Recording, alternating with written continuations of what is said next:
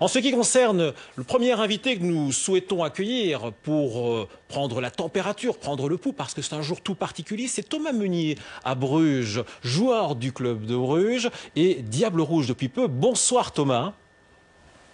Ça y est. Bonsoir Thomas, vous nous recevez Bonsoir, certainement. oui. Voilà, c'est parfait Thomas. Regardez-nous dans la caméra, dans les yeux, cette Coupe du Monde, vous avez certainement envie d'y participer. Moi je pars du principe que vous êtes dans les 23, hein, Thomas, c'est fait. Est-ce que vous avez envie de tirer un groupe compliqué, difficile, ou vous souhaitez, pour ce tour de chauffe, avoir des adversaires abordables, pour autant qu'il y en ait? Non, disons que bon, l'ensemble des équipes qui se sont qualifiées pour la Coupe du Monde ont, pour moi, largement au niveau de la compétition. Bon, maintenant, il y a toujours des préférences. Moi, j'aimerais bien jouer l'Angleterre. Moi, c'est un championnat que j'apprécie et que je suis attentivement. Maintenant, par exemple, pour une équipe que j'aimerais un peu moins, ce serait peut-être l'Italie, une équipe super difficile à jouer. Mais autrement, non, je veux dire, gros groupe ou petit groupe, si on est à la Coupe du Monde, on doit pouvoir montrer qu'on est les meilleurs et qu'on peut gagner contre tout le monde. Je vous pose cette question également, Thomas. Vous êtes évidemment dans un club du Nord et je sais qu'il y a une tension plus particulière avec les Pays-Bas. Est-ce que par exemple, là, du côté de Bruges, on se dit, tiens, jouer les Pays-Bas, ça serait pas mal encore une fois pour les rencontrer, les matcher à l'occasion de cette phase de groupe? Non, pas vraiment. Je veux dire, à l'époque où Ryan Donk était encore dans le groupe, peut-être un peu de suspense et enfin, on se charriait facilement entre Belges et Hollandais, mais maintenant, non, il y a plus vraiment de tension ou même de concurrence entre les deux pays.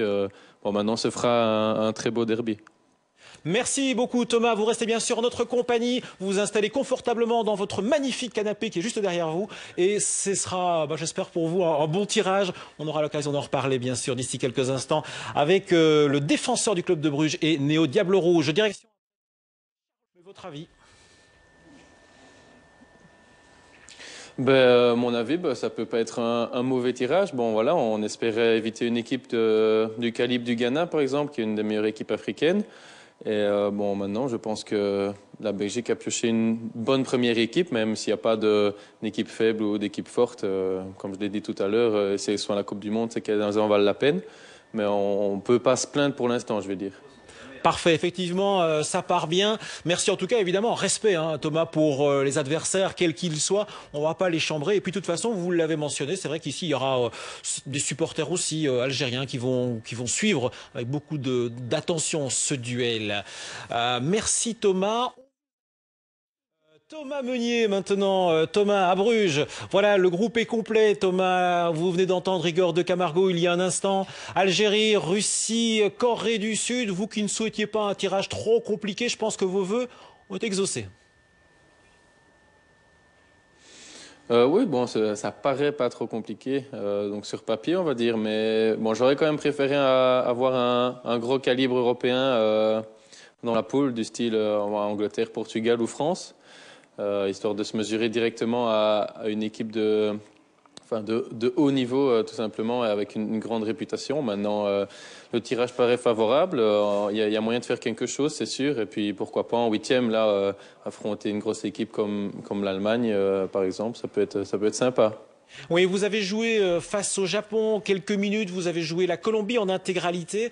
Par rapport au football asiatique, quelle est peut-être la réflexion que vous voudriez nous livrer maintenant, sachant qu'il y a la Corée du Sud qui a des similitudes avec le Japon? Maintenant, oui, c'est une équipe du même continent. Maintenant, d'après ce que je sais, pas mal de joueurs du Japon jouent en Allemagne et dans des bons clubs européens. Est-ce que c'est le cas pour les Coréens? J'en suis pas totalement sûr. Japon, une équipe très technique, on fait bien circuler la balle. Un peu un jeu à l'espagnol. Maintenant, est-ce que la Corée adaptera un même style de jeu? Ce sera à vérifier. Voilà.